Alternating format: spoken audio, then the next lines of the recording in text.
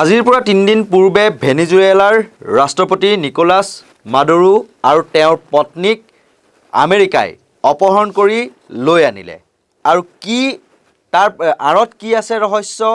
বা আমেৰিকাৰ এনেকুৱা ধৰণৰ কিহৰ বাবে সাম্ৰাজ্যবাদী মনোভাৱ বা দুৰ্বল যিসমূহ দেশ তেওঁলোকৰ ওপৰত হেনচকু কিয় কি প্ৰভুত্ব বিস্তাৰ কৰিব বিচাৰিছে সেই সকলোবোৰ কথা আলোচনা কৰিম। প্ৰত্যেক দিনাৰ দৰেই আজিও আমাৰ সৈতে আছে নৰ্থ ইষ্ট নাওৰ মুখ্য সম্পাদক পৰেশ মালাকাৰ ডাঙৰীয়া। মই প্ৰথমতে আপোনাৰ ওচৰলৈ আহিছোঁ। এই যি ৰাষ্ট্ৰপতিক অপহৰণ বা ট্ৰাম্পৰ যি দাম্ভিক মন্তব্য বা কি পৰিস্থিতিত পৰি এনেকুৱা ধৰণৰ ঘটনা ঘটিল, ইয়াৰ আঁৰত কি আছে সবিশেষ যদি আপুনি অলপ জনাই দিয়ে দৰ্শকসকলৰ প্ৰতি।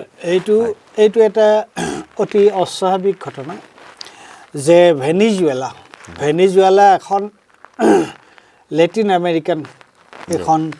দেশ আৰু এইখন এখন স্বতন্ত্ৰ দেশ আৰু ভেনিজুৱেলাৰ বৈশিষ্ট্যটো হৈছে এইটোৱে যে ভেনিজুৱেলা পৃথিৱীৰ যিমানবোৰ দেশ আছে সেই আটাইবোৰ দেশৰ ভিতৰত ভেনিজুৱেলাই আটাইতকৈ বেছি পেট্ৰলিয়াম মানে সামগ্ৰী ভাণ্ডাৰ আছে। তেওঁলোকৰ ভাণ্ডাৰটো আটাইতকৈ বেছি হয়। এতিয়া আজি বহুদিন ধৰি ট্ৰাম্পে কৈ আছিলে যে ভেনিজুৱেলাৰ তেওঁলোকৰ অইলৰ কাৰণ আমেৰিকাৰ ইণ্টাৰেষ্টৰ লগত যিহেতু তাৰ এটা সংঘাত হয় সেইকাৰণে তেওঁলোকে তাত এটা অইলৰ ওপৰত এটা চেংচন এম্বাৰ্গো এটা দিছে আৰু ভেনিজুৱেলাৰ লগত ট্ৰাম্প এডমিনিষ্ট্ৰেশ্যনৰ বৰ ভাল সম্পৰ্ক নাছিল। কিন্তু আমি এইটো ভবা নাছিলোঁ যে এখন স্বতন্ত্ৰ দেশৰ এগৰাকী ৰাষ্ট্ৰপতিক এনেকুৱাকৈ সামৰিক শক্তিৰে তেওঁলোকে কিডনেপ কৰি অপহৰণ কৰি আনিব, অপহৰণ কৰি লৈ আহিব। এইটো এটা পত্নী, তেওঁৰ পত্নীৰ নাম হৈছে চিলিয়া ফ্ল'ৰাছ আৰু এই ঘটনাটোৱে সমগ্ৰ বিশ্বত এটা চাঞ্চল্যৰ সৃষ্টি কৰিছে। মানুহে আচৰিত হৈছে যে এখন দেশ এখনে আৰু যিখন দেশে আমেৰিকা গণতন্ত্ৰৰ কথা কয়, আমেৰিকাই তোমাৰ সাংবিধানিক প্ৰমূল্যৰ কথা কয়, মানুহৰ ৰাইটছৰ কথা কয়, তেনেকুৱা এখন দেশে গৈ অইন এখন দেশৰ মুখ্য বা ৰাষ্ট্ৰপতিজনক তেওঁক ৰাষ্ট্ৰপতি আৰু ৰাষ্ট্ৰপতিৰ শ্ৰীমতীক ঘৈণীয়েকক তেওঁলোকে অপহৰণ কৰি আনিলে। এতিয়া তাৰ কেইটামান কথা গুৰুত্বপূৰ্ণ। এটা হৈছে কি যে বলিভিয়া যিখন ভেনিজুৱেলাৰ এটা বৰ ডাঙৰ এটা ঐতিহাসিক কথা আছে যে ইয়াত স্পেইনৰ আচলতে এটা নিয়ন্ত্ৰণ আছিলে,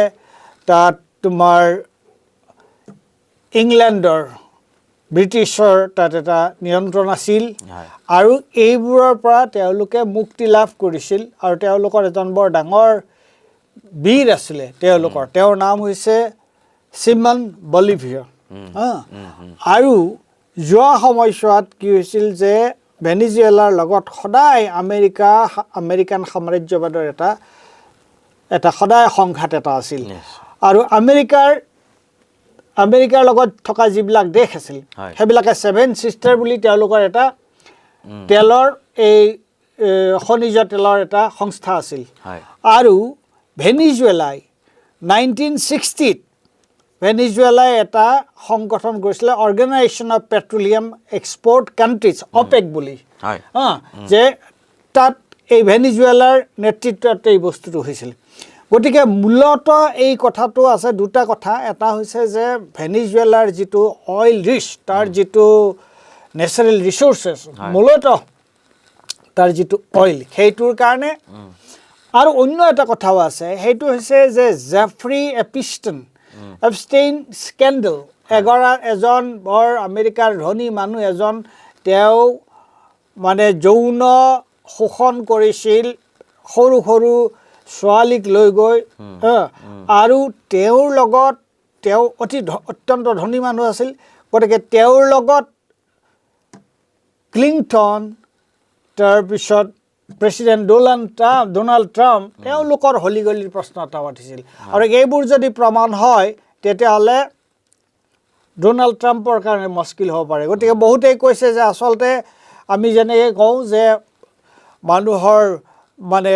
এটেনশ্যনটো ডাইভাৰ্ট কৰিবৰ কাৰণে মানুহৰ মনোযোগটো অন্যফালে লৈ যাবৰ কাৰণেও এই ধৰণৰ কাম এটা কৰিব পাৰে কিন্তু যিয়েই নহওক এইটো এটা সাংঘাতিক এটা ঘটনা যে আজি যদি কোনোবা এখন দেশৰ মানুহে আমেৰিকা তেওঁলোকৰ ধনবল বা তেওঁলোক সামৰিকভাৱে শক্তিশালী কাৰণেই তেওঁলোকে যদি এখন দেশত গৈ পেলাই ৰাষ্ট্ৰপতিগৰাকীক তেওঁলোকে যদি এৰেষ্ট কৰি দিয়ে এইটো কেনেকুৱা ধৰণৰ কথা হ'ব এইটো আচলতে এটা সম্পূৰ্ণৰূপে বৃহৎ গণতন্ত্ৰৰ কথাও কয় বৃহৎ গণতন্ত্ৰৰ কথা কয় আৰু এইটো মানে এইটো কোনো ধৰণৰ যুক্তিৰে এই কথাটোক সমৰ্থন কৰিব নোৱাৰি এইটো এটা দেশকে এখন দেশৰ আভ্যন্তৰীণ বিষয়ত অন্য এখন দেশৰ হস্তক্ষেপ আৰু দেশ হস্তক্ষেপ আৰু সেইকাৰণে এইটো কোনো পধ্যে সমৰ্থন কৰিব নোৱাৰি আৰু সেইকাৰণে পৃথিৱীৰ সকলোৱে ইয়াক গৰিহণা দিছে আমেৰিকাৰ তৰফৰ পৰা কোৱা হৈছে যে যিগৰাকী নিকোলাছ মাডুৰো আৰু তেওঁ মানে স্বৈৰাচাৰিতা বৃদ্ধি পাই গৈ আছিল দিনক দিনে আৰু সেইকাৰণে 25 বছৰ ধৰি পেলাই ভেনিজুৱেলাৰ যিসকল লোক তাৰ ওপৰত তাৰমানে স্বৈৰতন্ত্ৰ মনোভাৱেৰে শাসন চলাই আছিল আৰু তাৰ পৰা মুক্তি দিবলৈহে এনেকুৱা ধৰণৰ পদক্ষেপ হাতত লোৱা বুলি কিন্তু কৈছে আমেৰিকাৰ তৰফৰ পৰা এইটো আপুনি কেনেদৰে চায় এইটো তুমি এটা বৰ প্ৰাসংগিক প্ৰশ্ন কৰিলা খুব প্ৰাসংগিক প্ৰশ্ন এইটো এটা কথা সঁচা যে নিকোলাছ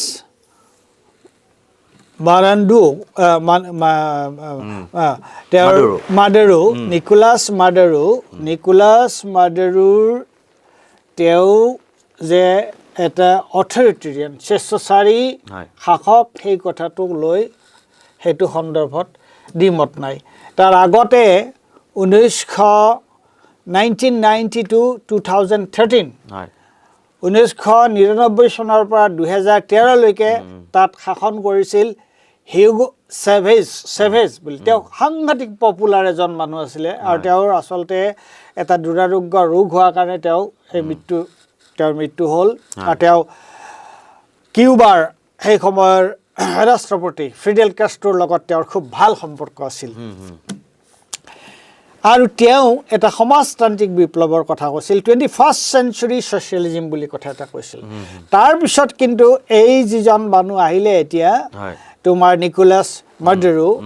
তেওঁৰ দিনত আভ্যন্তৰীণ গণতন্ত্ৰৰ সম্পৰ্কত প্ৰশ্ন কিন্তু আছে স্বৈৰাচাৰী শাসনৰ প্ৰশ্নটো আছে কিন্তু প্ৰশ্নটো হ'ল কি আজি চোৱা আমেৰিকাই ট্ৰাম্পে কি কথা কৈছে যে ট্ৰাম্পে কৈছে যে তেওঁলোকে এই ৰাষ্ট্ৰপতিজন তোমাৰ ড্ৰাগ পেডলিঙৰ লগত জড়িত আৰু তেওঁ আভ্যন্তৰীণ গণতন্ত্ৰ নাই বুলি কৈছে ভেনিজুৱেলাত ঠিক একেটা ধৰণৰ কথা কৈছিল ইয়াৰ আগতে যেতিয়া তোমাৰ 2003ত যেতিয়া ইৰাক আক্ৰমণ কৰিছিল সাদ্দাম হুছেইন তেতিয়া বাথ পাৰ্টি তেতিয়া ইৰাক আক্ৰমণ কৰিছিল আৰু তেতিয়া হয় ইৰাকতো বাথ পাৰ্টি স্বেচ্ছাচাৰী পাৰ্টি শাসন আছিলে কিন্তু তাত তেতিয়া সেই সময়ৰ যুক্তিটো কি আছিল weapon of mass destructions weapons of mass destruction ইৰাকৰ আছিল বুলি কৈ ইৰাকক আক্ৰমণ কৰা হৈছিল কিন্তু তাৰ পিছত আৰু অপহৰণ কৰি দিছিল নেকি সাদ্দামক তাৰ পিছত ধৰি পেলাই কেপচাৰ কৰিলে ৰামছফেল্ড আৰু ব্ৰিটেইনৰ সেই সময়ত প্ৰধানমন্ত্ৰী আছিল টনি ব্লেয়াৰ পিছত গৈ পেলাই দেখা গ'ল যে তাততো কোনো ৱেপনছ অফ মাছ ডিষ্ট্ৰাকশ্যন নাই গণসংহাৰ কৰাৰ কাৰণে কোনো তাত অস্ত্ৰ ভাণ্ডাৰ তাত নাপালে অথচ কি হ'ল এখন আজি 1000 বছৰীয়া চিভিলাইজেশ্যন এটা থান বান কৰি পেলালে US এগ্ৰেছনে হয়নে তেতিয়া বুছ আছিলে তোমাৰ জৰ্জ ডব্লিউ বুছ আছিলে প্ৰেছিডেণ্ট আমেৰিকাৰ এতিয়া ঠিক একেধৰণে ডোনাল্ড ট্ৰাম্পে কৈছে যে ড্ৰাগ পেডলিঙৰ লগত তেওঁ জড়িত আছে আৰু হয় বাথ পাৰ্টিৰ সময়তো Baath party was not popular in Iraq তেওঁলোকৰ আভ্যন্তৰীণ গণ্ডগোল আছিল কিন্তু প্ৰশ্নটো হৈছে যে এখন দেশৰ ভিতৰত যেতিয়া এই ধৰণৰ গণ্ডগোল হয় তেতিয়া এটা শাসন ব্যৱস্থাত যদি কিবা খেলিমেলি হয় আজি ভাৰতবৰ্ষৰ কথাই কওঁ যে ভাৰতবৰ্ষত আমি মোদীৰ এই যিটো মোদীয়ে যে ভাৰতবৰ্ষৰ গণতান্ত্ৰিক অনুষ্ঠানবিলাকত হস্তক্ষেপ কৰিছে সাংবিধানিক প্ৰমূল্যায়ন গণতন্ত্ৰ কিন্তু আজি যদি আহি পেলাই আমেৰিকাই যদি আমাৰ প্ৰধানমন্ত্ৰীক যদি তোমাৰ তেনেকৈ অপহৰণ কৰে আমি কি সেইটো সহ্য কৰিম নেকি under no circumstances it is acceptable and will not support it will oppose it আমি সাংঘাতিক ধৰণে ইয়াৰ বিৰোধিতা কৰিম কিন্তু দুখৰ কথা যে সেই ধৰণৰ ভাবুকিও কিন্তু আমেৰিকাই নিদিয়াকে থকা নাই সেইটো লৈ তুমি এটা মই আশা কৰিছোঁ তুমি এটা প্ৰশ্ন কৰিবা ভাৰতবৰ্ষৰ গতিকে প্ৰশ্নটো হৈছে এইটো যে এইবোৰ অজুহাত থাকে তাত সেইখন দেশৰ গণতন্ত্ৰৰ কিবা সেইখন দেশত প্ৰকৃতভাৱে যি ধৰণে শাসন চলাব লাগিছিল চলোৱা নাই কিন্তু আমেৰিকাৰ তাৰ পৰা ক'ত আমেৰিকাৰ এই হক এই অধিকাৰটো আমেৰিকাই ক'ত পালে যে কোনখন দেশত শাসন ভালকৈ চলিছে কোনখন দেশত তাত আমেৰিকাত কি শাসন চলিছে আমেৰিকাত দেখোন এতিয়া তোমাৰ ডোনাল্ড ট্ৰাম্পে যিটো শাসন কৰিছে আমেৰিকাৰ মানুহে এইটো সমৰ্থন নকৰে এইটোক স্বেচ্ছাচাৰী বুলি কয় তেতিয়াহ'লে কোনোবা আহি পেলাই যদি ডোনাল্ড ট্ৰাম্পক তোমাৰ আঁতৰাই দি পেলাই বেলেগ এটা কৰে সেইটো তেওঁলোকে সমৰ্থন কৰিবনে নিশ্চয়কৈ মই আপুনি যেহেতু মোদীৰ কথা ক'লে সেই কথাটো আমি আহিম তাৰ পূৰ্বে কিন্তু এটা ডাঙৰ এটা প্ৰশ্নবোধক ৰৈছে ৰাষ্ট্ৰসংঘৰ ভূমিকাটোক লৈ পেলাই এতিয়া হাতৰ পুতলাত পৰিণত হৈছে নেকি বা ৰাষ্ট্ৰসংঘত এতিয়া বিভিন্ন ৰাষ্ট্ৰ আছে সদস্য হৈ পেলাই সকলো যেন নিমাত কি ক'ব ৰাষ্ট্ৰসংঘ আচলতে চাবলৈ গ'লে ৰাষ্ট্ৰসংঘই যিবোৰ সংঘাত সেই সংঘাতসমূহত ৰাষ্ট্ৰসংঘই বিশেষ একো ভূমিকাই ল'ব পৰা নাই আৰু সেই কথাটো আমি দেখা পাইছোঁ যে ইৰাক আক্ৰমণৰ সময়ত ফ্ৰান্সে এইটোক বিৰোধিতা কৰিছিল এতিয়া তোমাৰ আজি গাজাত যিটো অৱস্থা হৈ আছে ৰাষ্ট্ৰসংঘই ৰাজনৈতিকভাৱে তাত হস্তক্ষেপ কৰিব পৰা নাই হয় তালৈ তোমাৰ এই আৰ্থিক সাহায্য তাক প্ৰেৰণ কৰিছে তাত তোমাৰ তাৰ স্বাস্থ্যৰ কাৰণে তেওঁলোকে ঔষধ পাতি বিভিন্ন ধৰণৰ কৰিছে কিন্তু তেওঁলোকে যিটো মূল কথা ৰাজনৈতিকভাৱে বস্তুটোৰ যিটো সমাধান কৰিব লাগে তাত ৰাষ্ট্ৰসংঘ সম্পূৰ্ণৰূপে ব্যৰ্থ হৈছে আৰু এতিয়া গোটেই যিটো বিশ্বৰ যিটো অৱস্থা বিশ্বৰ যিটো ৱৰ্ল্ড অৰ্ডাৰ বুলি কয় এইটো এটা বৰ ডাঙৰ সমস্যাৰ সন্মুখীন হৈছে আজি তোমাৰ ৰাছিয়া আৰু চাইনাই আমেৰিকাক কৈছে ডোনাল্ড ট্ৰাম্পক কৈছে যে তোমালোকে এৰি দিয়া অতি শীঘ্ৰে এৰি দিয়া কিন্তু কি হয় তাত ৰাষ্ট্ৰসংঘটো তোমাৰ ৰাষ্ট্ৰসংঘই কণ্ডেম কৰিছে কিন্তু কণ্ডেম কৰিলে কি হ'ব ৰাষ্ট্ৰসংঘটো তাত বাহিৰীটো একোৱেই কৰিব পৰা নাই বিশেষ ভূমিকা নাই মই একে শেষলৈ আহিছোঁ এই ক্ষেত্ৰত কোৱা হয় যে প্ৰধানমন্ত্ৰী নৰেন্দ্ৰ মোদীক বহুকেইবাৰ ভাবুকি দিছে ডোনাল্ড ট্ৰাম্পে আৰু এই ক্ষেত্ৰত শেহতীয়াকৈ ভাৰত পাকিস্তানৰ যুদ্ধ ৰখোৱা বুলি প্ৰায় 40-50 বাৰমান ক'লে তাৰপিছতো মোদী কিন্তু নিমাতী কন্যাৰ ৰূপত আমি দেখিবলৈ পালোঁ আৰু ভেনিজুৱেলাৰ ৰাষ্ট্ৰপতিক যেতিয়া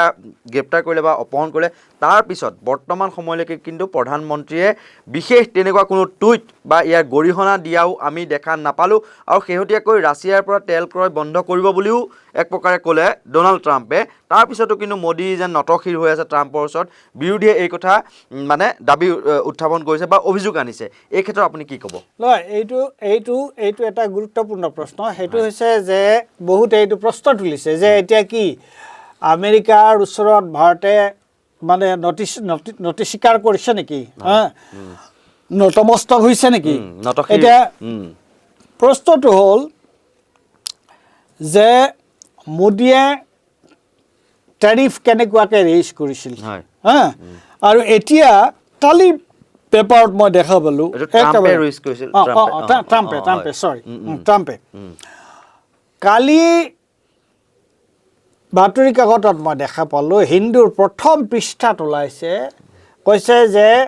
মই বেয়া পাম বুলিয়েই ট্ৰাম্পৰ কথা যে মই বেয়া পাম বুলিয়ে তেওঁলোকে এতিয়া ৰাছিয়াৰ পৰা তেল কিনাটো কমাই দিছে মোদীয়ে ধমকি দিছিলে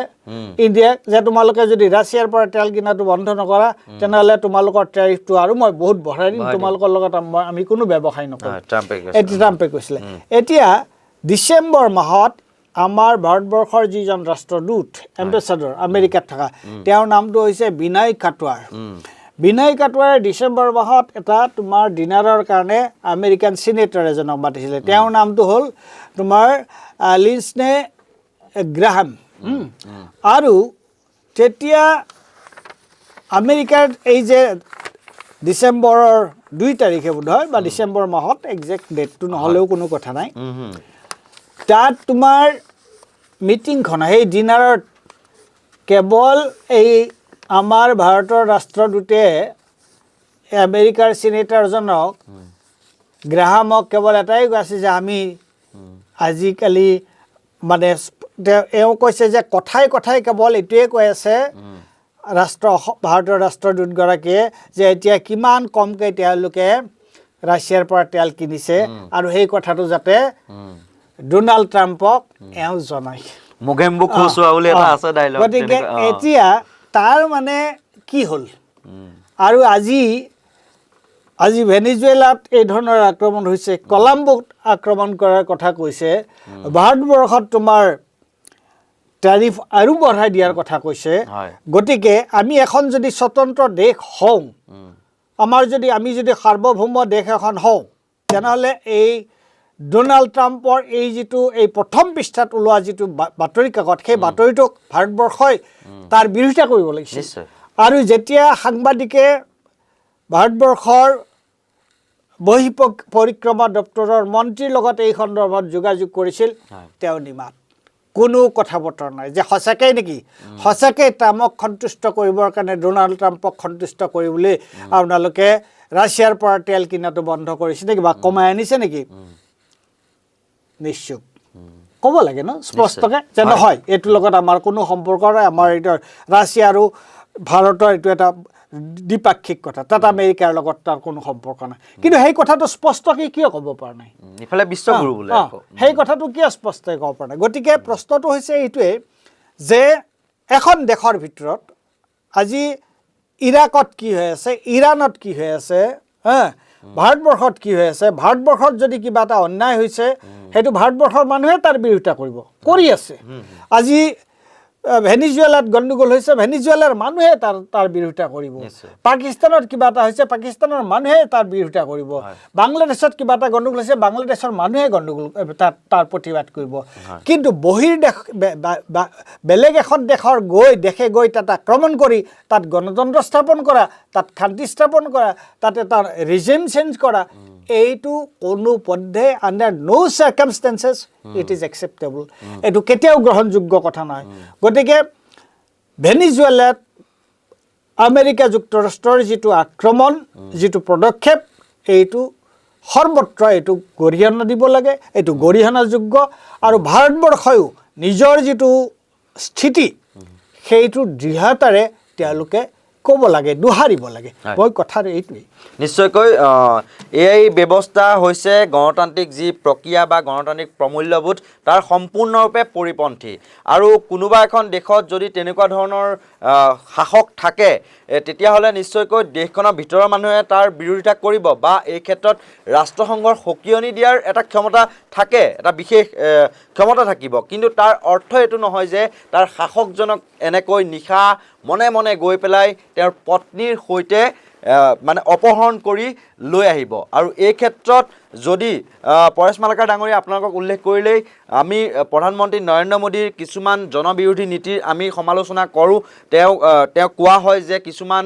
যি প্ৰতিষ্ঠান গণতান্ত্ৰিক প্ৰতিষ্ঠান সেইসমূহ হস্তক্ষেপ কৰা বুলি কোৱা হয় তাৰ বাবে সমালোচনা হয় কিন্তু তাৰ অৰ্থ এইটো নহয় যে তেওঁক যদি কোনোবা এখন দেশৰ